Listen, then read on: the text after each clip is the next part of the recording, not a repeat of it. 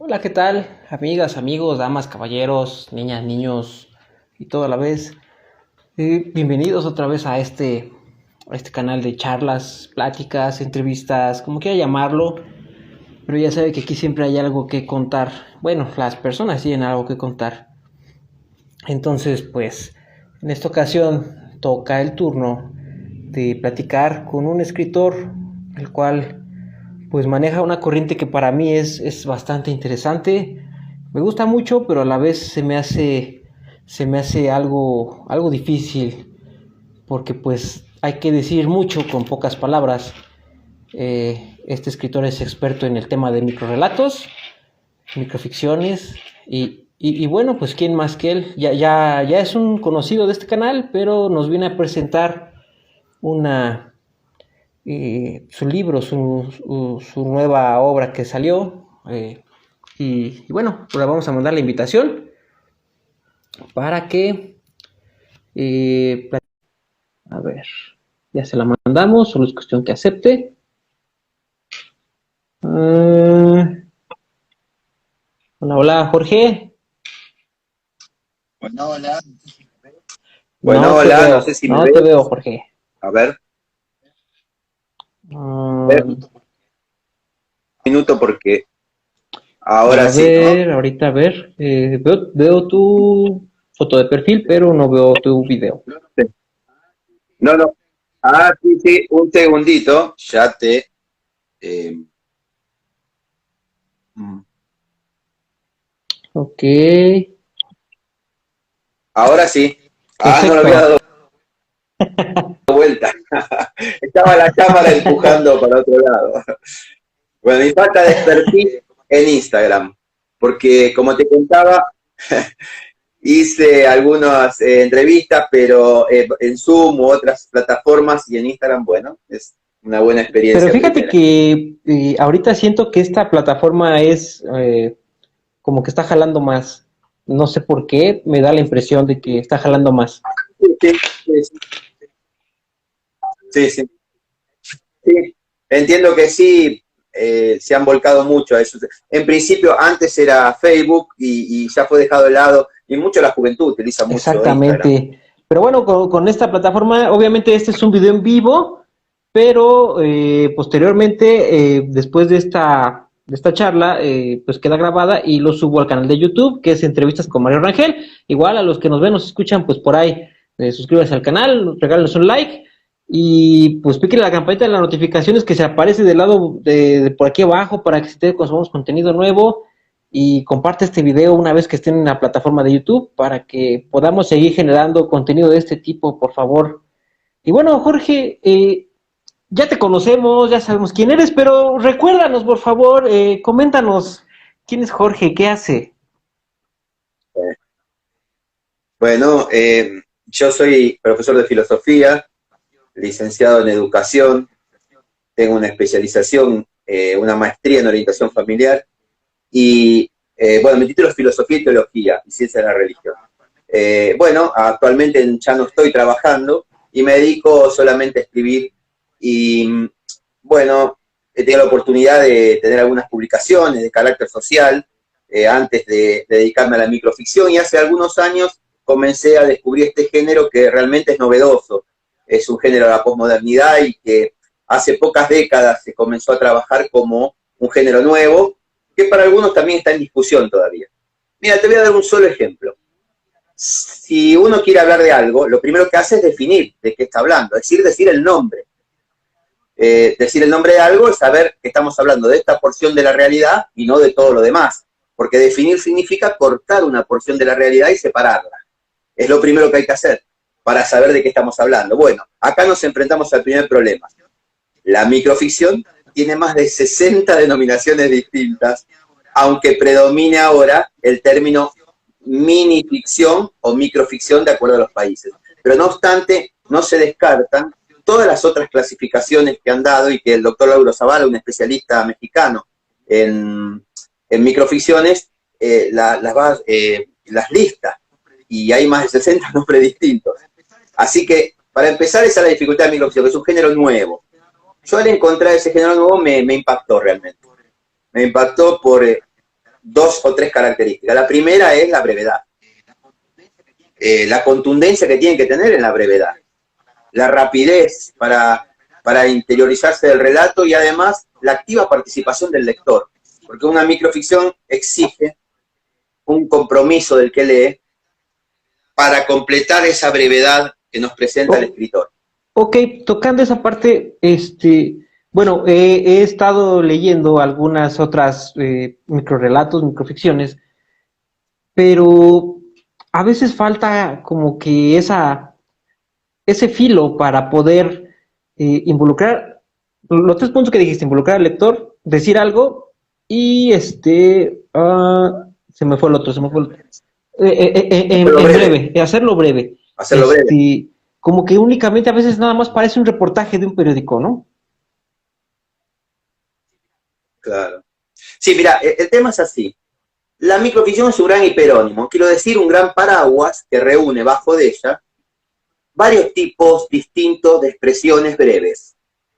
Por ejemplo, dentro de ellas están las poesías japonesas, por ejemplo el haiku, están los aforismos, los apólogos, las microobras de teatro, quizás algunas propagandas, algunas expresiones muy breves como pueden ser un chiste o como dijiste vos recién, un recuadro periodístico muy breve.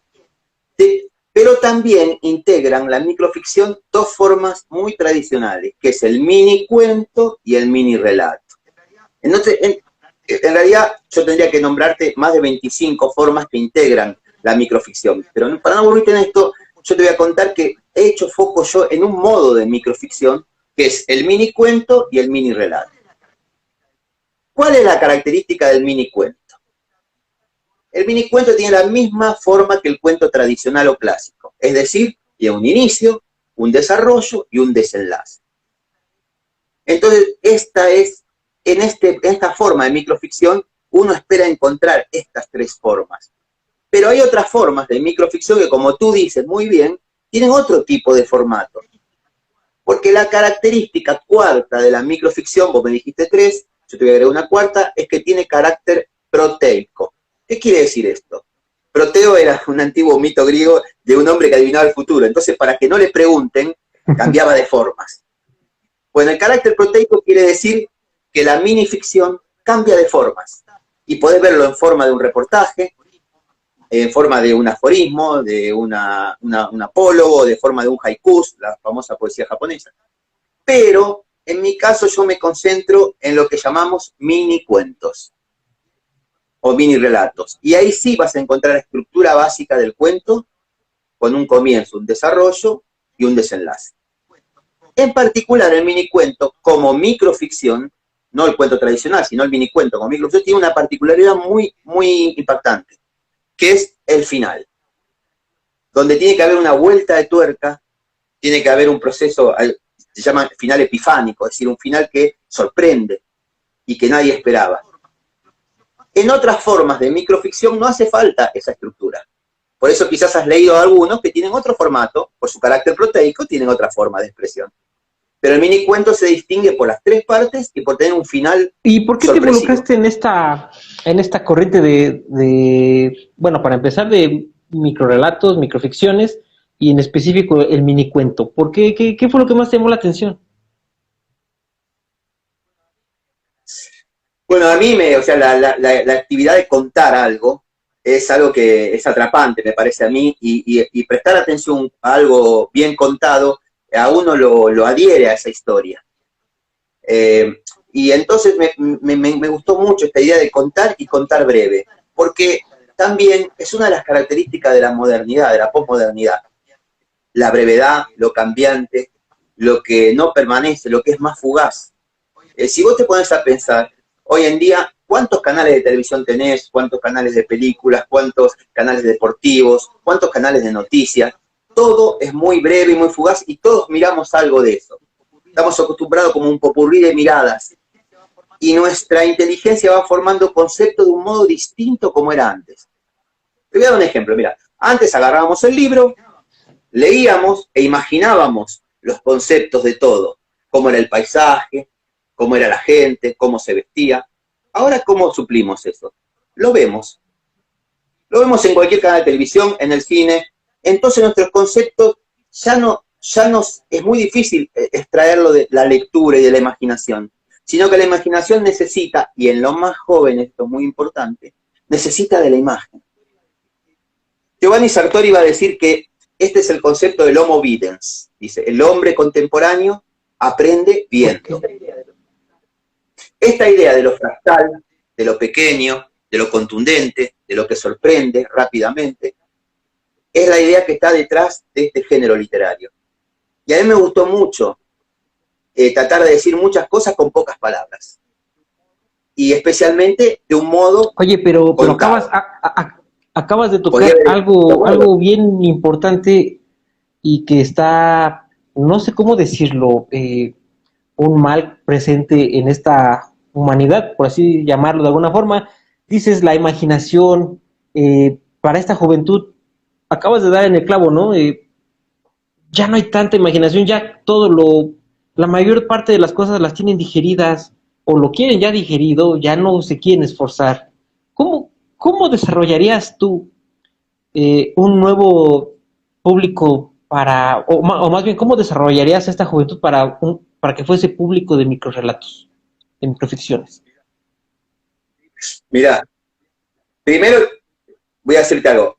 Comparto tu reflexión, pero desde otro lugar te voy a decir que en realidad construyen la imaginación de otro modo. Ese es el problema. No es que no tienen imaginación, porque los jóvenes tienen mucha capacidad y mucha fuerza dentro, pero la van construyendo desde otras herramientas, distintas a las que construíamos los más adultos, que era solo a través de la conceptualización por la lectura. Ahora el joven requiere de otras cosas, pero a su vez, con más herramientas, construye una nueva imaginación, digamos, con una nueva perspectiva, con una aceleración. La aparición del microchip, que produce la última revolución industrial, hace que todos los ámbitos de la existencia se modifiquen. Es el paradigma, cambio paradigmático, que hace que todos los ámbitos se modifiquen. Y la imaginación está en el joven muy latente. Ahora bien, ¿qué haría yo? Voy a lo concreto. A mí me parece que lo que tenemos que hacer es buscar las herramientas para que el joven pueda navegar en los dos mundos, en el mundo de la visión y de la lectura. Es decir, los profesores deberíamos agilizarnos, por eso a mí, yo en mi último texto que estamos presentando, la microficción como recurso educativo, son textos muy breves, incluso lo acompaño con una dinámica de grupo, que están orientados a distintas materias, y el asunto es incentivar el interés del alumno con un texto muy breve para que se motive a querer saber. Y en ese querer saber puede buscar en la imagen, puede buscar en el video, puede buscar en Netflix, donde quiera, pero el tema es que el texto escrito lo induce a abrir su conocimiento y va a utilizar todas las herramientas existentes. O sea, hay que empezar a combinar esos factores, no solo lectura, ni solo multimedia, sino tratar de combinar ambos. Esto es un poco el camino para mí, y la microficción puede facilitar ese camino. Porque el joven hace lectura breve, y si esa lectura breve le impacta, le puede servir de punto de apoyo para profundizar con otras herramientas, como son el internet, la web, la red. Ok, bueno, acabamos de tocar el punto, ¿no? En el cual, pues, mencionas la combinación entre lo que es la lectura y la multimedia, pero, pues, pasamos a otra gran pregunta existencial de la humanidad, ¿no? El hábito de leer. El hábito de leer se ha ido perdiendo. Entonces, ¿cómo fomentar o cómo hacer ese eslabón entre lectura y multimedia? Porque son aparentemente son dos cosas completamente opuestas y distintas que no queremos engancharlas. O sea, tenemos miedo como humanidad, pienso yo, que no sabemos engancharlas y no queremos. ¿Cómo hacer ese eslabón? Sí. Claro, ahí tenemos que partir desde un principio. Yo parto para mí, de este lugar, y es discutible, ¿no? No es que el joven no lee, el joven no se sienta ante un texto y lee mucho. Eso es lo que no hace. Quizás el joven adolescente, porque sabemos que el estudiante universitario, y que los hay muchos, tienen que sentarte muchas horas frente al texto. Quizás le falta el ejercicio. Yo creo que el joven lee, pero, digamos, si solo lo dejamos en el texto, Tenemos que aprender que esa inspiración de leer lo lleve a ampliar conocimientos. Y un poco la idea es proponerle, o sea, como una herramienta, no es todo, pero es una herramienta para mí, la microficción es una herramienta para la lectura breve. Si vos mirás, no hay joven que no esté mirando su celular y leyendo comentarios y incluso noticias de su grupo preferido de música o de sus grupos de amigos, que tiene cientos de grupos en el celular. O sea, la lectura es permanente. Ahora bien, ¿cómo le creamos esa convicción de que lea algo más que no sea eso?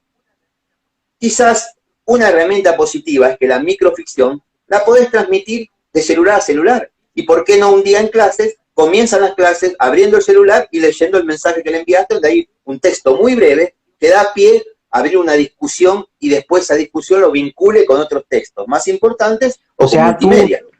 Tú eres partícipe de ya dejar, digo, en tu experiencia como profesor también, por te lo pregunto, ¿no? Ya dejar el modelo antiguo o modelo tradicional que veníamos y el profesor se paraba frente a la clase y se ponía a hablar, mostraba diapositivas, mostraba textos y háganme preguntas. Tú ya estás, tú eres de la idea que hay que cambiar esto y hay que ya hacer la interacción alumno-maestro más dinámica. Yo creo que es un proceso. Nadie hay que desecharlo. Hay profesores que atrapan cuando se ponen en esa posición que es, digamos, en la escuela tradicional, el magistri dixit, el maestro que se ponía frente al alumno y hablaba y todos prestábamos atención, a mí me pasaba. Bueno, esa imagen no hay que perderla tampoco, porque hay gente con un atractivo en su forma de hablar que lo atrae al joven. Así que yo diría que no hay que desechar las herramientas existentes, sino realizar un proceso de transformación de movimiento, como es la realidad actual. La realidad posmoderna es una realidad de movimiento permanente. Y no hay que perder esta idea. Quizás un día es maravilloso que un profesor siente y cuente algo que a todos le interese y quieran saber más. Y quizás otro día necesita usar la herramienta del celular. Y otro día necesita arrancar con una película o una diapositiva. Yo creo que lo que hay que hacer es un proceso que van integrando distintas herramientas. Pero si siempre usas el mismo procedimiento, ahí está el inconveniente, me parece a mí. Ok, entonces, bien? Bueno, retomando la conversación, en este caso, tu libro, ¿está enfocado para el profesor o es para el alumno? Sí. Mira, mi libro tiene dos vertientes. Digamos, por un lado, son pequeñas historias que sirven como entretenimiento, pero a la vez pueden ser un excelente recurso educativo. Es decir, cualquiera puede leer historias, mirá, las he dividido en bloques. Es decir, hay historias, como tengo el libro acá, te sigo el orden que tiene el libro, porque yo me acuerdo, pero no es orden. Hay historias con personajes imaginarios de la historia misma, ¿no? Donde vos lees lo que le está pasando a alguien y no sabés qué personaje es. Y quizás al final o lo descubrís o tenés que consultar para ver qué personaje es. También hay historias de la pandemia, algo que nos impactó tanto. Hay pequeñas historias, ninguna supera las 200 palabras. Hay pequeñas historias que motivan a armar una discusión quizás o un intercambio de ideas respecto a cómo reaccionamos ante estos problemas.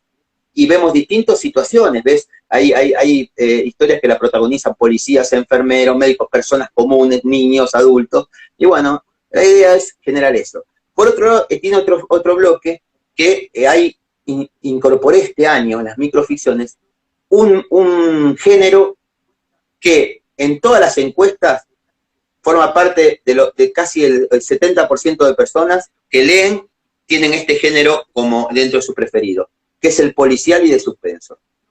O sea, la gente lee ciencia ficción, policial y de suspenso, terror, y después sigue históricos, amor, etc. Pero los tres primeros están allí. Bueno, yo en las microficciones incorporé policiales y de suspenso, pensando en adolescentes y pensando en la educación.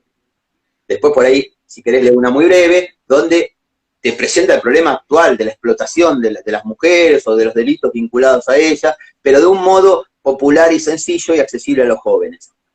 Y también incorporé otra herramienta más en este texto, que es una quinta parte, y es la referida a la formación religiosa. Saben que hay muchos colegios privados y escuelas que tienen formación religiosa, y aquí está la presentación de arquetipos de formación religiosa que pueden llevar a una discusión también sobre valores universales, o valores generales, o valores de una sociedad. No, yo no tengo la conclusión. Es presentar digamos, la inquietud Oye, a través compártenos algo Así que de lo que nos mencionas. Bueno, por ejemplo, te voy a leer vinculado, este cuento lo oriento, no quiere decir que sea así, es una breve orientación, a educación en sociedad, historia, geografía, formación ética y ciudadana, puede servir de hincapié para estas materias. Se llama El Niño, es muy breve. Khalel Hassan, como cualquier otro niño de 8 años, comenzó a pintar el mapa de su país. Tenía solo 2 lápices de colores, pero creía que iban a ser suficientes si pintaba presionando con mayor o menor fuerza con el lápiz. Deseaba mostrárselo a sus amiguitos de la escuela, que les guste a ellos, y también a su madre y a su maestra. Pensaba en eso mientras su hermano de 12 años, armado con un fusil AK-47, y su madre rezaban para que ninguna bomba cayera en su precaria casa de la Franja de Gaza. Oh. Este texto puede dar pie a hablar de lugares geográficos poco explorados en el mundo, también de la educación de los niños, también del daño que produce la guerra, ahora que estamos en una guerra. Podemos hablar también de inmigración, claro. Podemos hablar también de lo importante de la educación en el crecimiento. Y también quizás te entretuvo y te llamó la atención, claro, por su final. Claro, digo, como lo mencionaste, deja un apretón de tuercas al final, ¿no?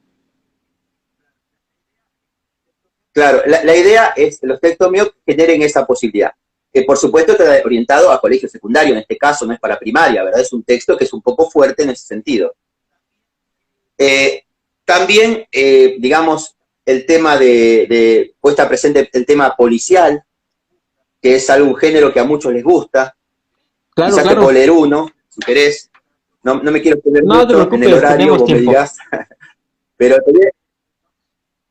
te voy a leer uno que para mí trata una problemática de actualidad muy fuerte y es interesante para comunicación, cultura y sociedad, sociología, para la formación ética y ciudadana también, como materia me refiero, ¿no? Y después como entretenimiento. Se llama Monstruos. Es un cuento policial. Todos tienen menos de 200 palabras, así que va a ser breve. No era algo extraño, pero de pronto e inesperadamente la niebla por la adversión nos dejó prácticamente a ciegas. Los que estábamos allí habíamos visto algunos films donde la densa niebla traía toda clase de monstruosidades y ese panorama no era para nada alentador. Supongo que no creerán esas historias adolescentes, nos dijo el joven fiscal. Pero nadie le contestó. Todos alguna vez habíamos visto monstruos y teníamos pruebas de sus huellas. La decisión judicial estaba tomada, había que allanar. La denuncia anónima decía que en cualquier momento los criminales podrían huir. Y la irrupción fue con fuerza. No veíamos bien, los equipos de visión nocturna estaban afectados por el vapor blanquecino que ingresó a la casa. A los 10 segundos comenzaron los disparos del interior y los 3 malvivientes fueron reducidos. La niebla comenzó a disiparse. En la habitación contigua estaban asustadas y abrazadas entre sí las víctimas del consumo de drogas. Cuerpos flacos, lastimados, miradas juveniles desesperadas, sin vida. El fiscal comprendió por qué nadie le había contestado. Él, con sus propios ojos, pudo ver las aterradoras huellas de los monstruos, los más temibles, los verdaderos, los de carne y hueso. Sí, volvemos a lo mismo, ¿no? Ese giro, ese apretón que das al final, deja una reflexión. Y la idea de discutir, por ejemplo, el daño que puede provocar el consumo, ¿verdad? Y cómo puede dañarnos y cómo podemos estar sometidos a personas de una moralidad ajena, claro, a lo humano. Y bueno, te quiero preguntar algo. Sí. Tú como has sido profesor, eres escritor, especialista en estos temas, en esta corriente de microficción. Para todo aquel que quiera adentrarse a este mundo de la microficción, todo aquel escritor que se anime o no escritor, ¿qué recomiendas tú para seguir, para comenzar? Mira, te voy a hacer dos modos de recomendación. La primera de ellas es vincular a microficción. Hay que leer. leer microficciones, uno aprende mucho leyendo microficciones. Ver cómo van manejando las tramas. Dice Ana María Yuba, viste, yo lo conté en aquella oportunidad y lo cuento ahora, que escribir una microficción es como entrar a una mina, un minero, él ingresa a la mina, saca una piedra y la tiene que pulir hasta que encuentre lo precioso adentro. Aunque a veces lo pulís y no hay nada porque no te sale nada, pero es un poco una idea de decir hay que trabajar sobre el texto, trabajar bastante. Para eso hay que leer otras microficciones, leer un poco las características de ellas, que abundan en Internet, y lo otro es tener presente algunas reglas. Primero, ¿cuándo escribe una persona, especialmente si es mayor o un joven? No escribe cuando tiene tiempo, sino cuando deja de hacer otra cosa para escribir. Porque tiempo no tenemos nadie, no nos sobra nadie. Cuando éramos chicos, salíamos de la escuela y no teníamos nada que hacer, entonces hacer los deberes y andar a jugar, sobraba el tiempo. Entonces decíamos, cuando tenga tiempo libre voy a hacer tal cosa. Y nos quedó esa idea. Pero cuando somos adultos, no existe más el tiempo libre. Siempre tenemos algo importante que hacer. Entonces, como el tiempo es una construcción personal, yo tengo que poner a balanza. ¿Qué es más importante para mí hoy? ¿Miro el partido de Boca Juniors, yo soy fanático de Boca Juniors, o escribo? ¿Qué tengo que dejar de hacer? ¿Yo qué hago? Las dos cosas. Miro a Boca cuando hay un gol y escribo. Pero bueno, no, quiero decir como una broma, que uno debe elegir qué debe dejar de hacer. Yo, por ejemplo, tengo un amigo que se levanta 1 hora antes, que se levanta habitual para escribir. Una ama de casa que un día a la semana hace la comida al mediodía, para el mediodía y para la noche. Entonces a la noche tiene libre toda la tarde y escribe.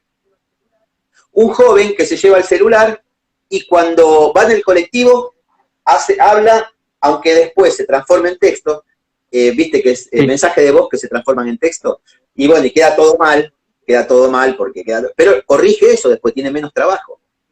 Otro conozco que cuando en el almuerzo de su trabajo lleva el celular y escribe. Es decir, que cuando uno tiene interés, el tiempo aparece. Quizás no todos los días, pero sí va a aparecer. Por lo tanto, la recomendación es leer y escribir. Hay que escribir mucho. Y si sobra o no nos gusta, lo dejamos. Y volvemos más adelante, lo dejamos enfriar y volvemos en otro momento a retomarlo. ¿Cuándo?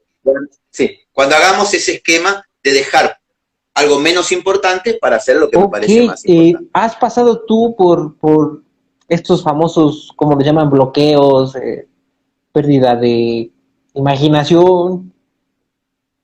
¿Cómo lo has sorteado? En realidad, yo utilizo estrategias. O sea, no quiero mentir, o sea, no es que siempre tengo buena imaginación, no, o sea, hay días que no me sale, escribí algo, no me gusta, lo dejé, pero siempre trato de escribir. Te doy un ejemplo. Suponete que te vas una mañana y no sabes de qué escribir. ¿Te fijaste cuáles son los 100 libros más leídos en Internet, por ejemplo? Y esas historias, Caperucita y el Lobo, Frankenstein, Drácula, ¿por qué no escribir algo acerca de eso? Y ya tenés un elemento. Voy a hacer los 10 primeros libros más leídos y voy a contar una breve historia de cada uno de ellos. Pero que sea un cuento, que sea un personaje draculesco, o que sea un Frankenstein, o que sea Caperucita. ¿Qué pasó con Caperucita del Lobo? Yo tengo algunos cuentos vinculados a esto. Y bueno, a veces he recurrido a una herramienta que me motive, que me incentive para despertar mi motivación, cuando estoy seco, digamos. No es que me levanto y ya sé el tema que voy a escribir. No, busco en la realidad, a ver, ¿qué puedo encontrar? Esto nos pasa mucho también si vemos una buena película, que nos despierta un sentido. Si estamos pensando que te gusta escribir, siempre en la realidad van a aparecer herramientas que te van a hacer salir de ese letargo. Y después tenés que tener la fuerza de sentarte, o parado, pero de escribir. Aunque esté mal lo que escribas, aunque sean solo 4 ideas. Porque después, cuando se enfríe, podés seguir completando. Oye, yo en lo particular no comulgo mucho con la idea de que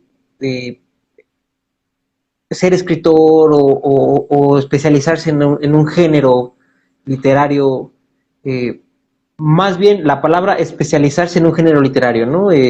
Yo creo más bien que eres escritor y a lo mejor eres capaz de navegar en todo este mundo de letras quizás en algunos más fácil que en otros, pero pues bueno, hay muchos que ya se adentraron en un género y se encasillaron, por así decirlo de alguna manera, en algún género.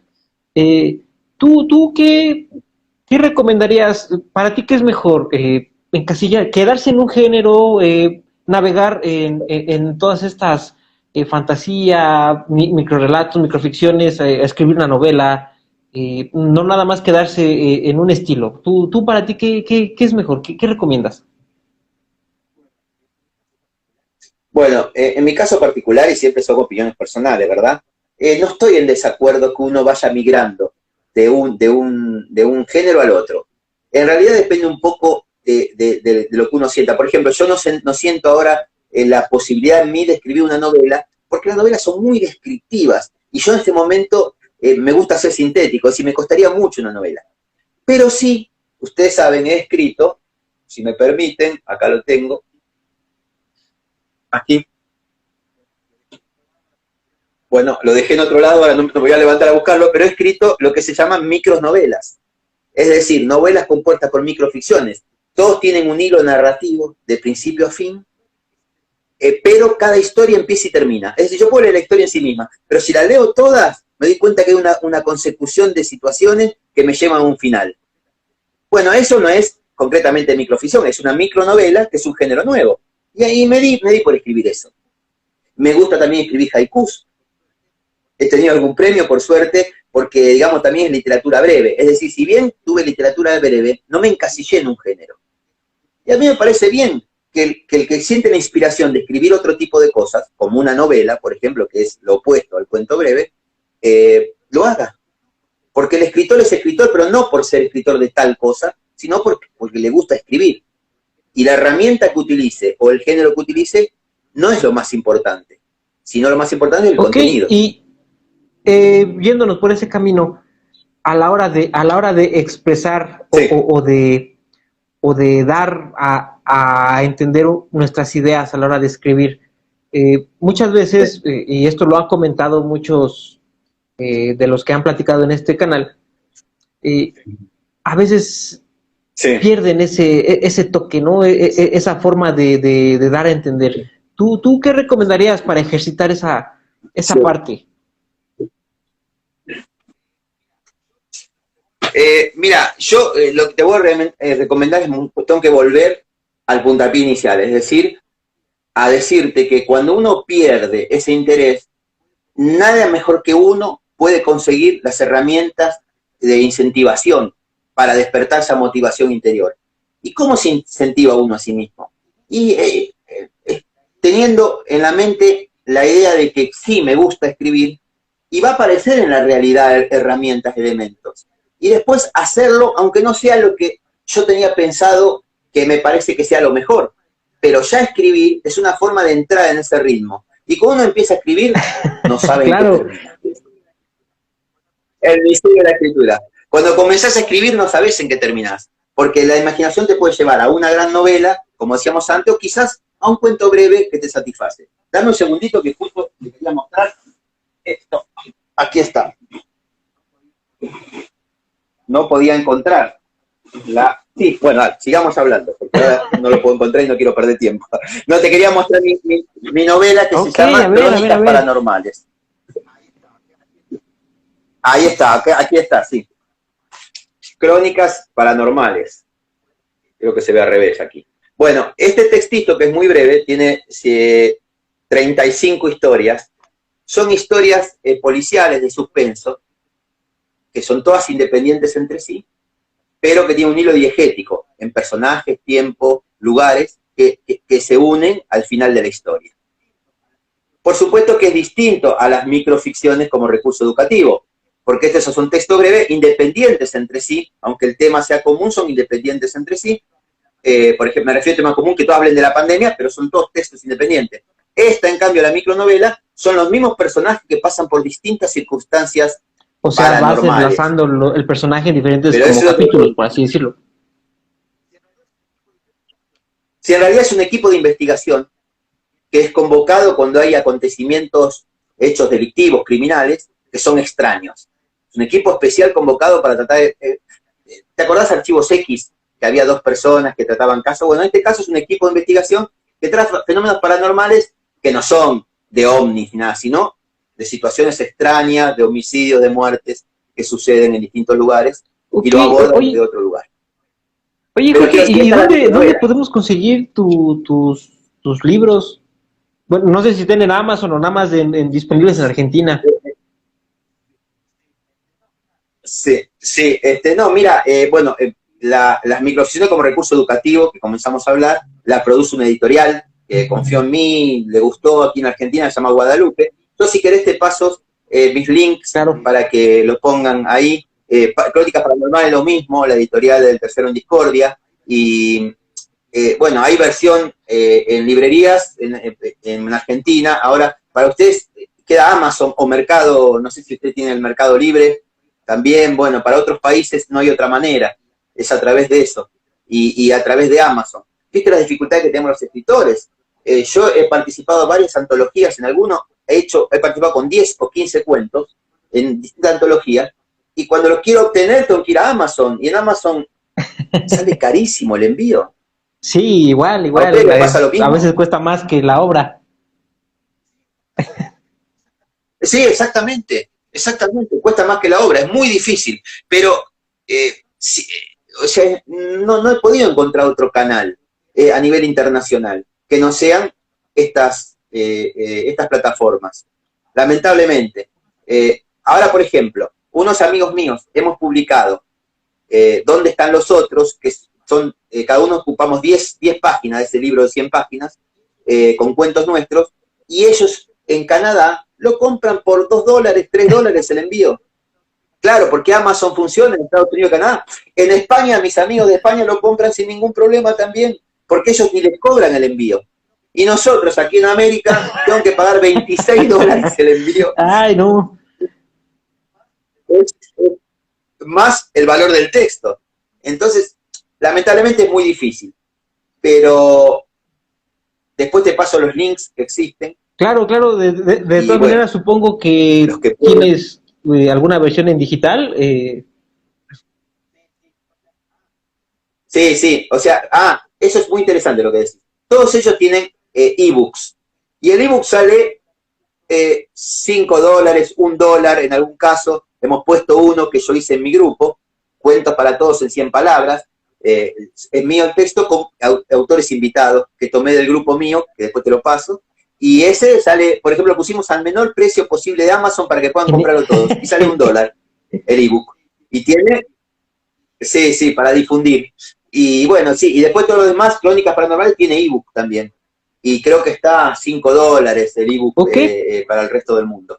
Pues entonces pasa los links, los vamos a dejar en la descripción del video para que quien guste adquirir la obra, echar un vistazo al trabajo que haces. Digo, no se puede tener en físico, pero al menos la versión digital, el ebook, pues estaría genial, ¿no? Sí, mira, acá te dejo, si quieres, aquí abajo, ya, mi dirección de correo, mi página, perdón, y allí también van a poder encontrar el texto en mi página. Van a poder encontrar las referencias para comprar por Amazon el ebook o el libro. A ver, ahí salió. Jorge Ortiz Riquel. Riquel es el apellido de mi madre. Y Ortiz el de mi padre, Riquel el de mi madre. Así que jorgeortizriquel.com.ar. Allí entran y van a encontrar los links a todos los textos míos. A todos. Y van a encontrar las formas distintas de poder comprar el ebook o el libro. Perfecto, esa es una herramienta bastante poderosa lo que acabas de mostrarnos. Oye, hay que navegar en la página y están los distintos títulos. Oye, por allí y hablando de este tema de los microrelatos, ¿no has tenido propuestas para hacer como audios? Ya ves que algunos escritores hacen su microrelato y tienen audio. Bueno, en mi página tienes el audiolibro. Sí. ¿Y ustedes tienen Spotify? Bueno, si ustedes entran en Spotify y ponen Microficciones de la Pandemia y otras revelaciones, van a encontrar 10 cuentos gratis, maravillosamente leídos por una compatriota de México, que hizo un audiolibro de mis microficciones, mi crónica microficciones de la pandemia y otras revelaciones, tiene audiolibro. Es una versión maravillosa, me encanta, ambientado, los cuentos ambientados, con la voz de ella, con sonidos, muy bellos. Y se puede escuchar gratis, en Spotify 10. El resto, los 36 restantes, hay que comprar el audiolibro. Pero Bookkinetic se llama la empresa, pero directamente con el nombre del texto mío, Microficciones de la pandemia y otras revelaciones, en Google ponen y aparece como primero 20 opciones de esto. La primera opción de Google es Microficciones de la pandemia y otras revelaciones. Y ahí está el audiolibro. Incluso en mi página, si entran y buscan en la parte de abajo, está como adquirir el audiolibro también. ¿Tú qué piensas de esto, no? No sé, hay algunas opiniones encontradas en el hecho de que se hacen los audiolibros y algunos dicen que se pierde la esencia, otros dicen que está genial. En este caso, te lo pregunto a ti que ya tienes uno. ¿Y tú qué piensas de eso? Sí. Mira, en Argentina, te voy a decir una realidad local, no hay, digamos, cultura del audiolibro, es decir, la gente no recurre al audiolibro. Sé que en Europa y en algunos lugares de Centroamérica sí, o en Norteamérica, pero acá, no sé, nosotros me parece no tenemos mucha cultura de audiolibro. Ahora bien, ¿qué pienso? Pienso que es una buena estrategia también, como te digo, el tema de integrar todo lo que existe, no desechar nada, integrar para llegar por distintas estrategias a que la persona pueda tener interés, no solo por la lectura, sino también por prestar atención, por imaginar a través de oír, porque el audiolibro te genera, digamos, el mundo de la radio y estimula tu imaginación. Y quizás decir, bueno, ahora quiero el libro. Pasa como cuando ves una película en el cine y decís, me gustaría leer el libro a ver si es como la película. Entonces, yo creo que es una buena herramienta y es distinto del libro, es muy distinta, pero es una buena herramienta. Okay. Yo no lo desecho. No es popular aquí, no es popular aquí, es la verdad. El audiolibro me lo compraron muy pocas personas de aquí de Argentina, lamentablemente, porque no es popular. Pero para mí es una buena herramienta. Que, digo, en este tema hay muchas opiniones encontradas, ¿no? Hay quien está a favor y quien está en contra. Sí, pero sí. Bueno, así como lo mencionas, sí, es una forma creo yo, de enganchar público a través de la curiosidad de lo que escuchan y leerlo después. Mira, te cuento algo extraño, por ejemplo. Mira, hace unos 10 días transformé algunas de mis microficciones en pequeñas obras teatrales, en microteatro. Las ofrecí gratuitamente, 4 o 5 de ellas, las ofrecí a distintos grupos. En los últimos 10 días contesté, podés verlo en mi Facebook, llevo 353 respuestas de gente que me lo pidió. Profesores de teatro, profesores de educación, cualquiera, porque una mini obra que dura 10 minutos, 15, actuada, sin escenografía y sin un gran vestuario dentro del aula para motivar, les pareció fantástico.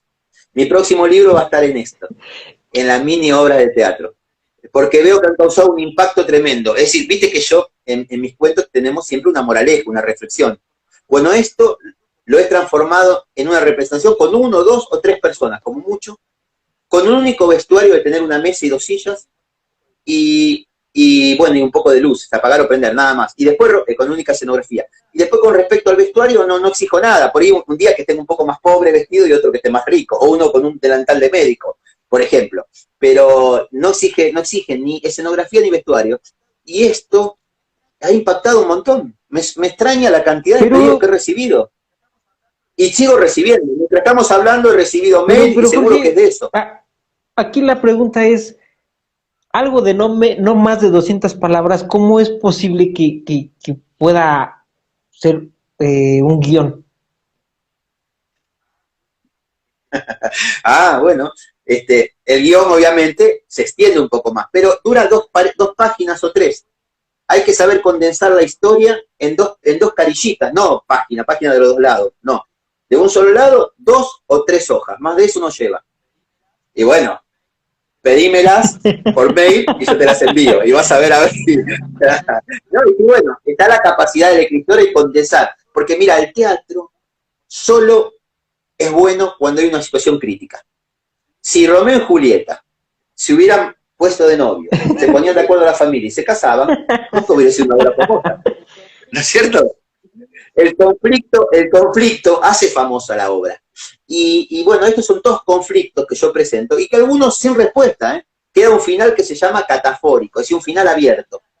Por ejemplo, termina la acción diciendo una situación conflictiva y termina diciendo, ¿y qué harían ustedes? Y terminó allí. Para que después en el aula se discuta qué se haría o que el público piense qué haría yo en esa circunstancia. Entonces estas mini obras tienen estas características. Son muy disparadoras de pensamiento, de reflexión, y son tan breves que todos las quieren porque saben que en 15 minutos resolvieron una motivación en el aula. Con participación activa y de los todo docentes. esto derivado de los microcuentos, ¿no?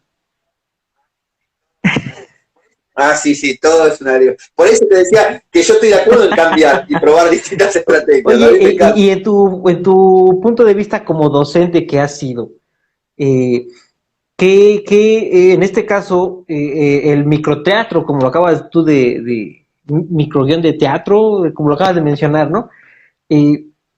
¿Qué utilidad podría tener ante un aula? La utilidad es que comprometes a los alumnos, que les encanta representar situaciones.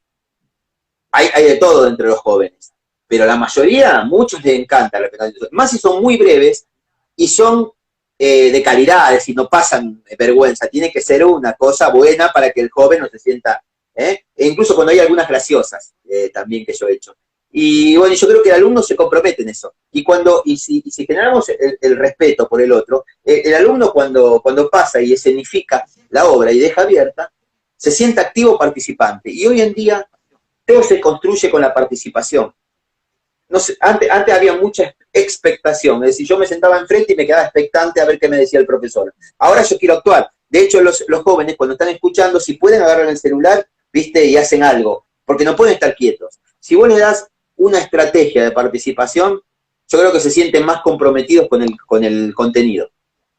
No hay que hacer obra todos los días, pero quiero decir, si preparás 1 o 2 o 3 en el año, y depende cómo te vaya con las primeras, creo que es un buen recurso. Uno de tantos, no el único recurso. Y tú esperas con estas obras, microobras, dejar, no lo sé, piensas crear una nueva tendencia. ¿Cuál es tu objetivo con estas microobras? Bueno, la microobra ya existe, no es un invento mío realmente, ¿no? Incluso Laura Zavala habla que forma parte de ese hiperónimo que es la microficción, de ese paraguas, digamos, que es la microficción. Ya está dentro del contenido de eso la microobra. A mí, sí, yo tengo la particularidad mía que todas, digamos, mis escritos llevan a un cuestionamiento ético, social, político. Es un poco la idea de mis obras. Yo soy profesor de filosofía y tengo necesidad de ir al fondo de la cuestión y preguntar la esencia de las cosas y crear ese conflicto interno. Mira, cierro la idea con esto. Todos tenemos los mismos problemas, ¿sabías? Queremos ser felices, queremos estar bien en nuestro trabajo, queremos encontrar el amor, queremos que nuestra familia no sufra. Todos tenemos en el fondo los mismos problemas. Nos diferencian las respuestas que le damos a ese problema. Uno dice, yo para mi familia esté contenta, voy y salgo a robar. Está loco, pero bueno, y tomó eso. Y otro dice, no, yo voy a trabajar y le voy a enseñar que tienen que trabajar. Y ese es el correcto. Pero te quiero decir, la respuesta al problema es lo que nos diferencia. Entonces yo trato que volvamos a la pregunta. Preguntémonos lo que nos une. Preguntémonos por la felicidad, por el amor, por la responsabilidad. Eso que todos compartimos en el fondo. Y después respondemos de distinta manera. Y lo que nos separan a nosotros son las respuestas, no las preguntas. Entonces la idea es ir a las preguntas esenciales. Por eso en mis obras siempre tratan cuestiones, vida, muerte, hombre, mundo, Dios, el otro, la amistad, el amor. Tratamos de ir al tema Genial, me quedo con esto que acabas de mencionar, se me hace bastante interesante, y después de esta clase de microficciones, microcuentos, microteatro, pues se nos termina el tiempo. No sé si gustas agregar algo más a esta charla ya para finalizar, Jorge. No, no, no. No, solamente agradecerte profundamente, decir que tu tarea es muy importante para quienes estamos arrancando en este ámbito o nos gusta. La verdad te felicito. Ojalá haya más personas abiertas como vos y predispuestas a ayudar al otro. El ayudar al otro es la señal de que el mundo Genial, me tiene quedo con futuro. eso también. Ha sido un placer charlar contigo.